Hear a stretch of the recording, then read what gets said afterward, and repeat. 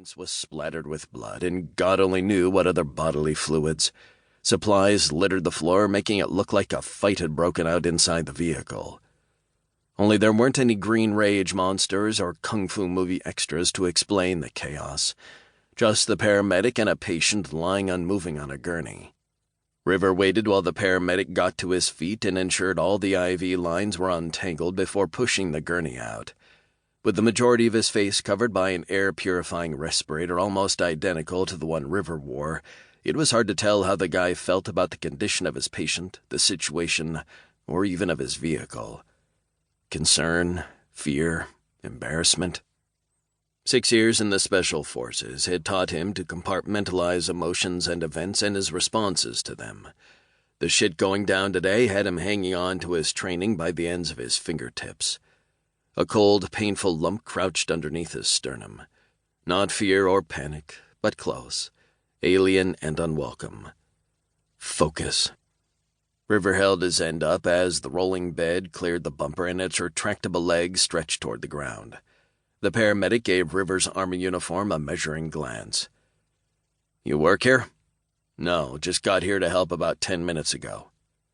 River jerked his head in the direction of the emergency entrance to the University Medical Center of El Paso. "There are nurses inside." "Thanks." The paramedic pushed his patient toward the wide doors. Behind the guy's ambulance, another rolled in. That would make a total of 6 since River arrived. The pit of his gut wound tighter and tighter until he wasn't sure he could even swallow. He'd seen this movie, one of those medical thrillers where everyone dies, but he never thought he'd be in the middle of one. Again. Someone called his name. He looked away from the ambulances to find his new boss of 10 minutes waving at him to join her. Next to her stood a man in a dark suit and a respirator of the same type as his own. Dr. Rodriguez led the way to a spot where they were out of the way but could observe the foot traffic going in and out of the ER doors. "Ma'am," River said respectfully, "how can I help?" He nodded at the other man. "This is Agent John Dozer from Homeland Security. He's their lead agent here." "I'd shake your hand, Sergeant," Dozer said, "but personal contact of any kind is now prohibited." He tilted his head toward the doctor. So even Homeland Security had to listen to her. Good to know. "I asked for you because you've dealt with outbreak conditions before, yes?" she asked River. "Middle Eastern refugee camp, last year." Just thinking about it gave him a headache. He'd been shot and kicked in the head by someone he'd trusted. His injuries had cost him more than nearly a day's worth of memories. They'd cost him the unconscious trust a soldier needed to have in his brothers in arms. Some asshole terrorist decided to test his homemade super rabies on several thousand old men, women, and children. A lot of them died. He studied the doctor, but aside from the deepening of the angry lines bracketing her face, she didn't react. What was he missing? A glance at the agent provided no more information. 2 more ambulances pulled up, their lights flashing. A lot of people were getting sick fast.